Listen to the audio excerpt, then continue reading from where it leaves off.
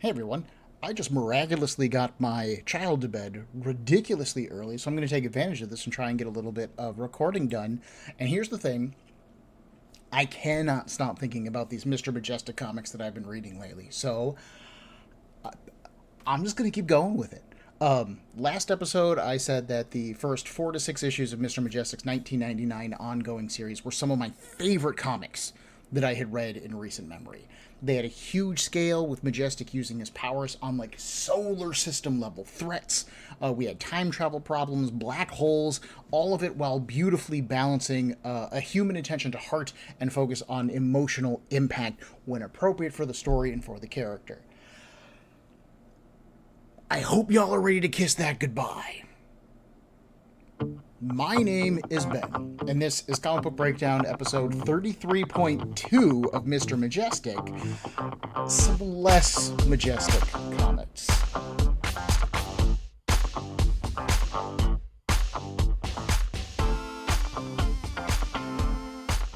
In issue 7, Majestic kicks things off by battling a super scientist named Dr. Black. This guy unleashed a temporal quasi-dust on Manhattan, which Majestic negates by inhaling, flying into space, and then hopefully releasing it. His plan is that this should freeze it and thus render it inert and no longer a threat to anyone. The gas, if released, would reverse age whatever it touched, I guess? Because Dr. Black's plan was to plunge New York City into chaos as it devolved back into like the Precambrian era for reasons that are unclear. He's a supervillain because he's a supervillain, not because of any genius idea.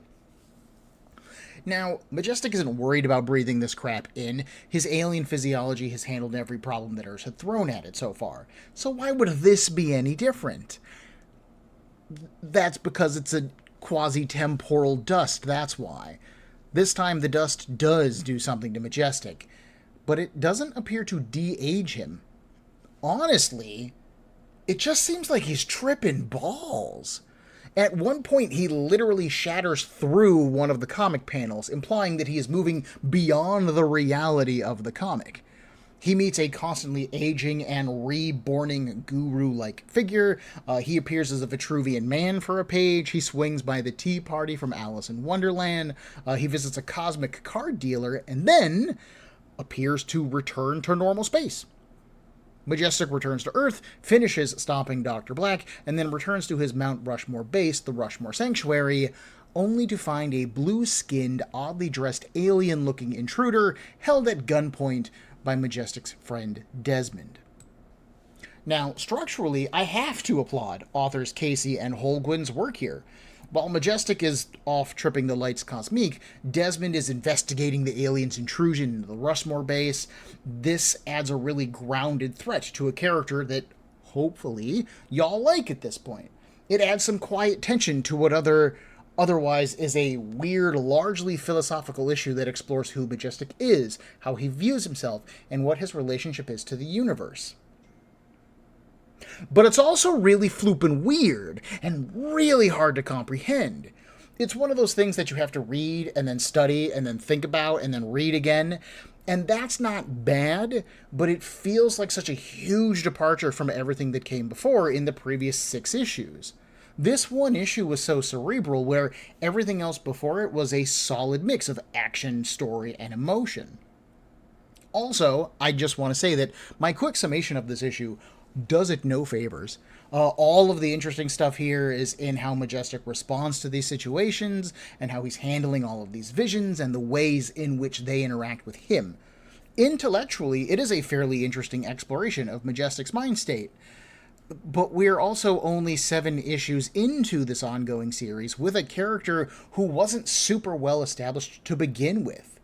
This idea feels like it would work super well with a character with a longer, more calcified history, someone like Spider-Man, Batman, Wolverine, or Superman.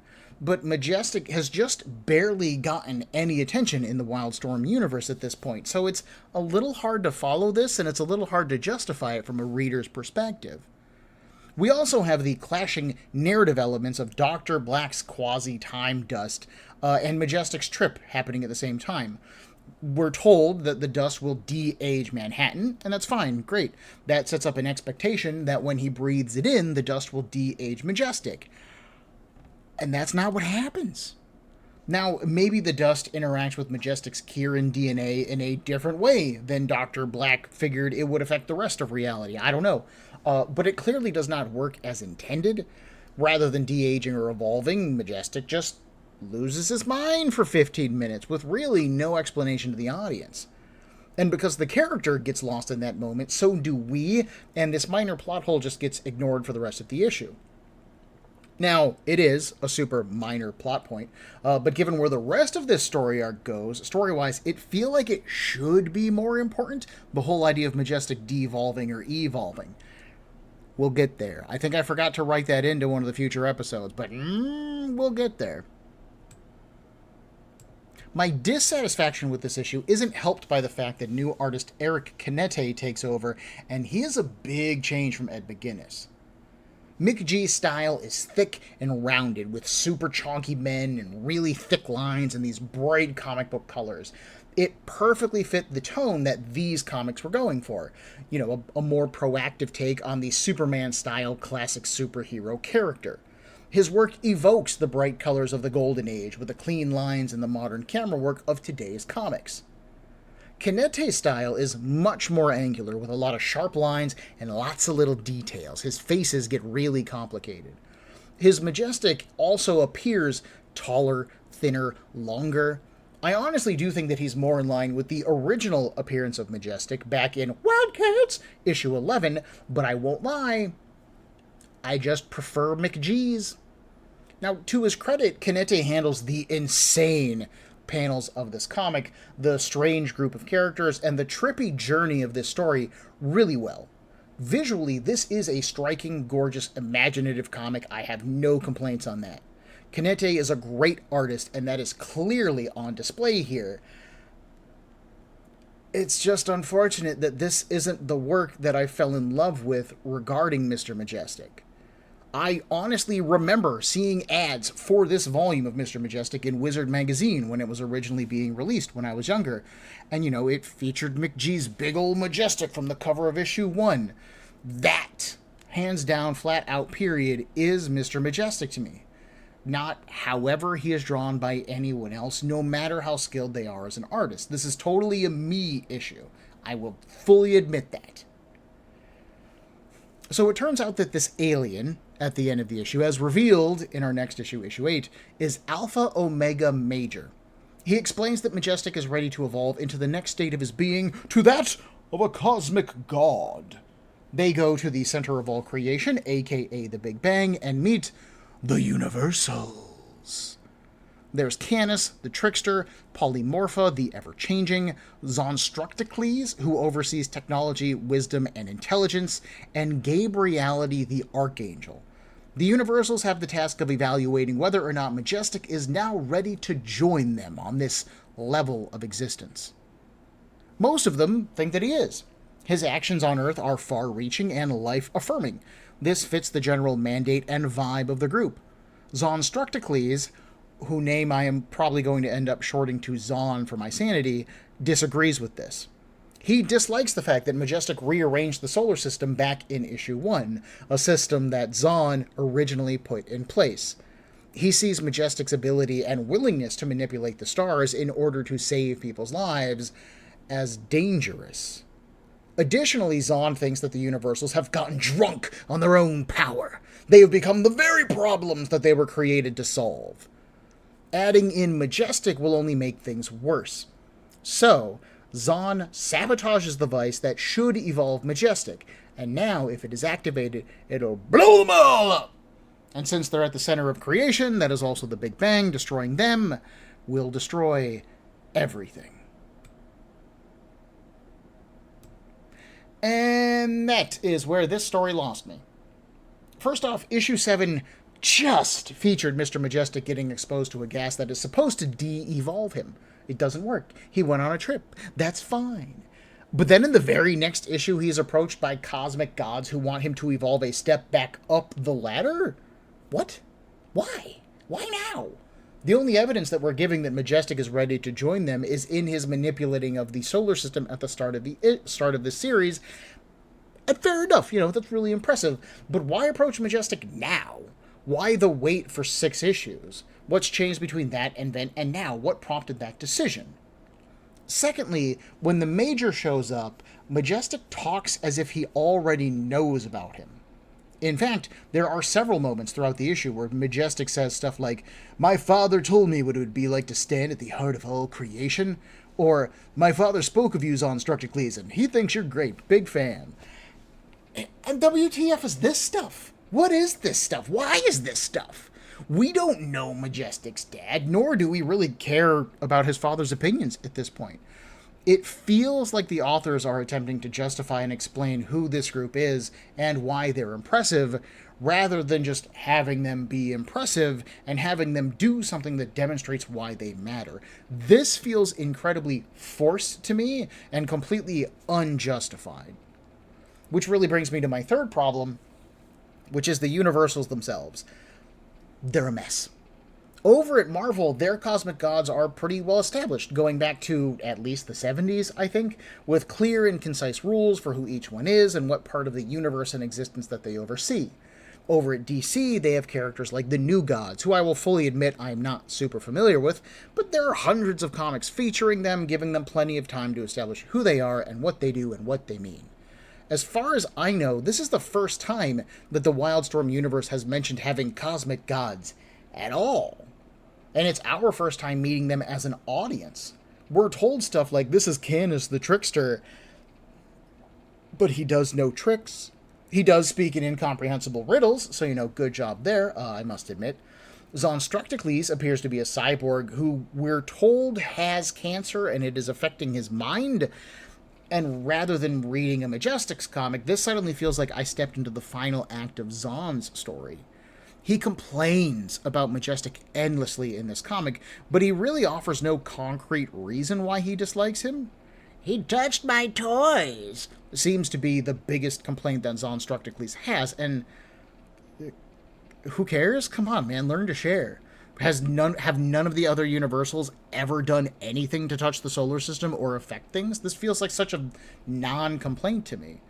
When Zonstructicles claims that the other gods have forgotten their purpose or become complacent, I have no idea what that means. What is their purpose? How have they screwed up? What have they gotten complacent about? They seem to tell us that their job is to affirm life and make sure that stuff continues to live, and they seem to be doing that? Why is this Zonstructicles' complaint? I do not know. Fourth, and finally, my Zonstructicles complaint ties into the final universal, Gabriality. We are told that every one of these gods was once a normal person, like Majestic, who had undergone a process that evolves them up into this scale of existence. So Zonstructicles was once a person. I'm assuming that he had cancer. I'm assuming that he used his power to create stuff to turn him into a cyborg in order to beat that cancer, and that somehow earned him his spot here or something like that. We aren't told. I'm totally spitballing, but now Zon's mind is still flesh, so maybe he still has some cancer cells there, and it's causing him to act crazy. I've never heard of cancer doing that, but I don't know. But the point is that Zonstructicles was once a normal person, and Gabriality was not. We are outright told that he is an emissary of a higher power, a fraction of another power higher even than the universals. It feels pretty obvious that they're saying that Gabriality is actually the Archangel Gabriel from Christian mythology, and the higher power that he represents is God with the capital Big G. I was raised Catholic. I stumbled into Christianity, and at this point in my religious experience, I consider myself agnostic. I believe that there is a God, which is reality and shaped reality, and is all of us experiencing that reality because we got bored of being God. We are all part of this huge system that has existed and will continue to exist so long as there are things to experience it. So I have no personal religious qualms with the Wildstorm universe using Christian mythology for its storytelling. My problem lies in the fact that it is doing so inconsistently. That I hate. Over in the Wildcats, The two warring factions that set up the backstory of that comic, the Cherubim and the Daemonites, are clearly meant to be the reason, the foundation, the inspiration for the war between heaven and hell. You've got a faction of strong, beautiful beings from up above, the Cherubim, who defend humanity from these monsters that can possess people, seeming to drive them to their worst nature, the Daemonites. It's angels versus demons, y'all. Hell, the Cherubim name is derived from the word cherubim with a C, who are mentioned in the various Abrahamic religions. Then, over in the Divine Right series, they introduced the idea that an alien artifact called the Creation Wheel fell into the deserts of the Middle East way back when. The Creation Wheel is then able to grant the power of a god, creating a messiah, like, I don't know, Jesus or something like that, and then projecting an illusion that was regarded as the gates to heaven by the people who lived there. The Wildstorm universe has pretty frequently explored the idea that the foundations of many modern religions aren't real, or at the very least isn't what we think it to be, and are actually human beings interpreting scientific space things beyond their comprehension for their own personal benefit. So in the Wildstorm universe, we have two series saying that all of this stuff is fake, or at the very least we're interpreting it wrong. And then we've got Gabriality over here saying, no, it's real. What's the deal, man? I'm fine with it being either way. If you want to say that Christianity is 100% real and that's the world that we're living in, I don't have a problem with that. If you want to say that it's all fake and humankind is interpreting these things wrong, that's also fine. I just want consistency. Or if you want to explore the fact that different people's belief systems lead them to have different sets of beliefs, looking at the same thing but experiencing something different, also fine. But when you literally have a character show up and go, hey, I'm the Archangel Gabriel, I represent God, in a series, in a universe that has blatantly said several times that all of these other pieces that we attribute to God aren't actually the thing at all, that frustrates me. Y'all can't see, well, nobody can really see this. My cat Co is off camera. He's being very annoying, but he's okay. In summation, the Universals are such strange creatures, and we're giving little to no context for who they are, or how they operate, or what they mean in the larger picture of the Wildstorm universe. They take all of the screen time away from Mr. Majestic here in issue 8. His actions, his feelings, his ongoing story, all of it is pushed to the side. And at this stage, it's just a frustrating move in a series that I had been enjoying so much. We do also have a background plot in which variants of Mr. Majestic flood the Rushmore Sanctuary. This is a side effect of Mr. Majestic being transported across time and space, back to the place of all creation. And at first, this is just treated as a contained weird thing. You know, you've got like a Majestic who speaks backwards, for example, and each one of the variants is all colored a different color, so they're to indicate that they're not real people, you see? They're just a potential aspect of the big guy himself. Well, between issues 8 and 9, one of them grows in power, consumes the others, and decides to destroy Earth. He is the darker, meaner, eviler side of Mr. Majestic. On to issue 9. Let's knock this thing out. Obviously, the big concern opening this issue is Zonstructicles threatening to destroy all of creation. So the Universals don't let him. They literally wave their hand and, it would seem, remove Zon from creation. Do they kill him? Do they destroy him? Do they put him somewhere else? It's hard to tell. But the Major and Gabriality tell Majestic that even this event has a greater purpose.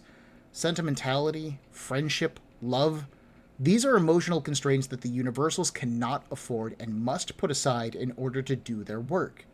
Despite the good work that Zonstructicles did in the past, right now he posed a live threat.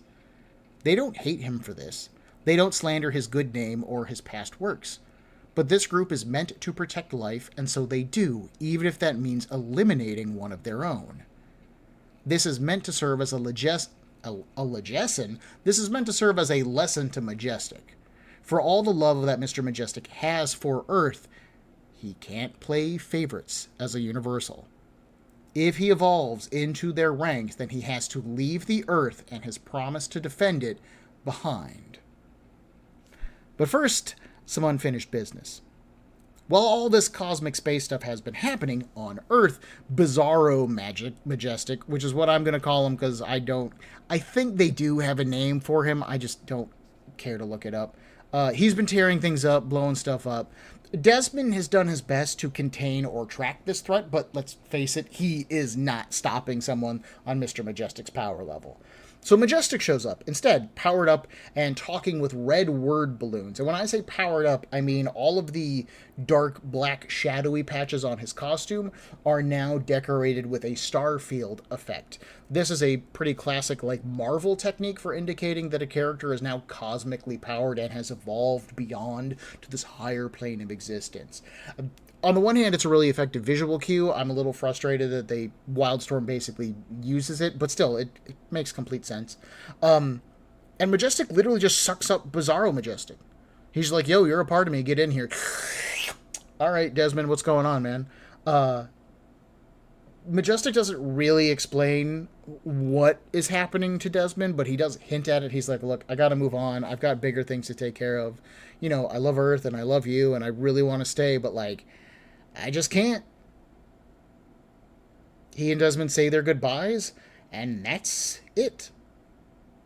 There is a cute scene in this issue between Alpha, Omega Major, and Gabriality in which the Major is in his alpha state, meaning that visually he looks like a child, and he's sad that the story is coming to an end, and Gabriality comforts him, saying that this isn't an ending.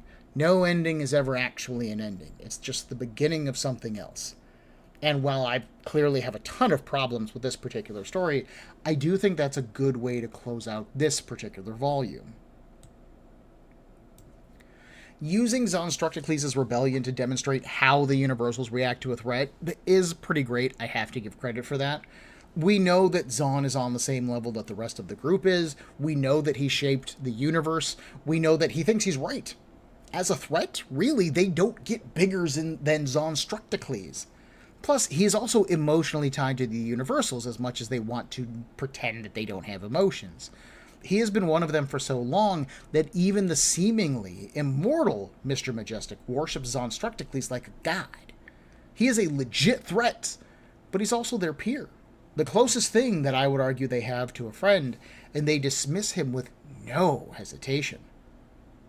From a story structure point, Casey and Holguin, once again, deliver. The Universals are trying to show Majestic that he must rise above what little humanity he has come to have, and maybe, just maybe, I can't help but wonder if they engineered this whole thing. Notice that in these two issues, Canis and Polymorpha do pretty much nothing in this story. At best, they stand around and be like, hey, stuff's happening, whoa! And that's kind of it. Meanwhile, the Major and Gabriality stick around the entire time, narrating Majestic's journey and commenting on the story from a meta perspective. I do think that's well done. It almost feels a little bit like Casey and Holguin themselves are wrapping things up for us just in time to say goodbye as the series checks out. That said, I do have a hard time caring for this particular lesson. You know, Majestic's whole shtick is that he is a warrior first and a hero second. He makes the hard decisions. We saw him rearrange the solar system, giving up years of his life in order to save Earth. We saw him kill a little girl with time travel powers. We saw him steal a piece of creation to bring his son back and then stand by while his son gave his life in order to save the Earth. Majestic knows that he can't be sentimental. I would argue that Majestic isn't sentimental. Reiterating this character trait, and if anything, making it an even bigger part of his character, feels really unnecessary. The background element of the Bizarro Majestic is totally uninteresting to me. It feels like the point of it is to hammer home the idea that there are all these different parts of Majestic, right? All of these possibilities. But Majestic must rise above them in order to take his place as part of the Universals. However, again, this is something that Majestic does on a daily basis. Even here, when he shows up and confronts his evil self, it's a real big who cares style moment. The Major and Gabe even discuss it, like straight up talk about it, with the Major excited for the climactic clash of two titans, a big comic book fight. But Gabriality knows that the resolution is going to be much simpler. Defeating Bizarro Majestic isn't important. Majestic overcoming his darkness and moving on is, and ultimately that's what happens here. Having evolved into a higher plane of existence, Mr. Majestic's story now takes us nowhere. For all the potential that Majestic's story now has, with his concerns moving above and beyond Earth, as far as I can tell, there's no follow-up. The broader Wildstorm universe is about to go through a bunch of changes. There's event comics, crossovers, news series, cancellations, an influx of new talent, and it is totally possible that Majestic's story is continued somewhere in all of that mess. I have yet to navigate through it, though. My crawl through the Wildstorm universe has been slow and deliberate, and I don't know if anything picks this up. As far as I know, this journey's next step is a weird one, but it has nothing to do with Majestic becoming a god. Instead, Mr. Majestic is about to replace Superman. Join me in a week for Comic Book Breakdown episode 33.3 of Mr. Majestic, Superman-Jestic. If you enjoyed this episode of Breakdown, please make sure to hit that like button, and if you are not subscribed to the show, then click on that as well. I love getting feedback, and I would really appreciate it if you did so. If you have any questions, concerns, or would like to suggest a comic or a series to me, Breakdown can be found on Facebook, Instagram, and on a variety of podcast platforms, with links in the description for this episode below, as well as the email cbbreakdown@gmail.com. Thank you for your time and attention.